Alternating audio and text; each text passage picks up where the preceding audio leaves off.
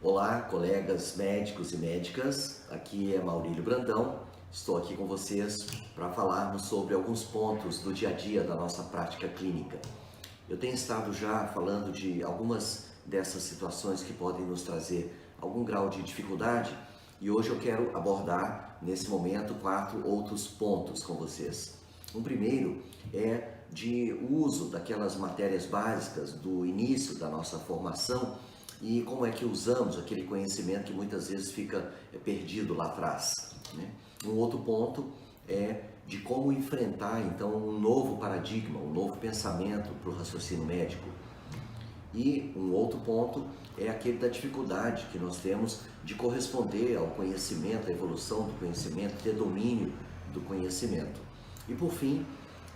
esse se relaciona à nossa resolutividade, que por vezes não está assim tão boa quanto desejamos. Então, tratando do primeiro ponto das matérias básicas da nossa formação,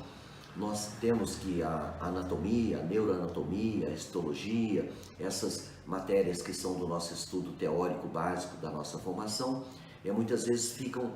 lá sem serem transferidas, a não ser pela prática de alguns em algumas especialidades, mas muito comumente elas tornam-se matérias teóricas que não vêm para o nosso dia a dia. No entanto, há uma forma dinâmica que ela possa se interligar ao nosso cotidiano, inclusive de uma maneira transversal. Então, há um modelo de uma base científica que possibilita que nós tenhamos, então, essas matérias básicas sendo resgatadas para o uso do nosso pensamento médico no cotidiano, o que é muito interessante nesse sentido de resgatar a nossa formação.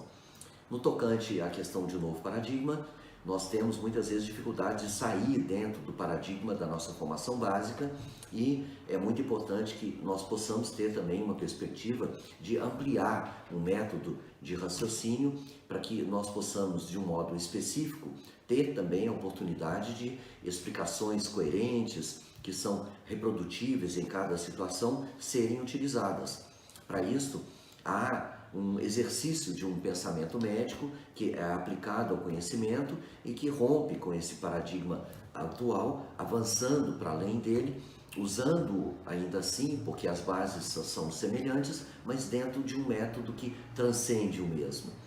No tocante à questão de como lidar com o conhecimento e a sua própria evolução, o ideal é que a gente tenha, então, uma ampliação de ferramentas para o uso médico específico com um domínio genuíno, de preferência autêntico, do conhecimento para que a gente qualifique a nossa prática, a nossa valorização da atividade médica. E há também um método que aumenta essa nossa qualificação, assegura o nosso papel de conhecimento amplo e profundo do processo de saúde e doença e da natureza humana. E por fim, com relação à questão da resolutividade,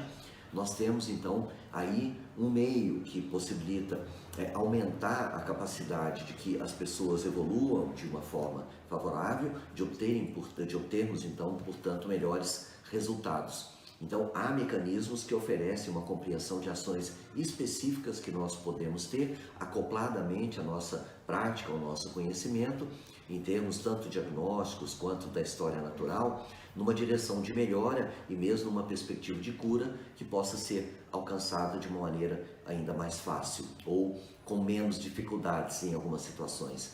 Esse tema que eu conheço há 10 anos, venho praticando, estudando, que mudou consideravelmente a minha prática e mudou bastante em relação a esses pontos que eu tenho aqui tratado com vocês. Então, eu quero compartilhar esse conhecimento, convido, portanto, para este curso que vai se dar a partir de outubro e para essa condição, se acaso quiserem, pela mídia, pelo meio que estiverem vendo essa minha mensagem,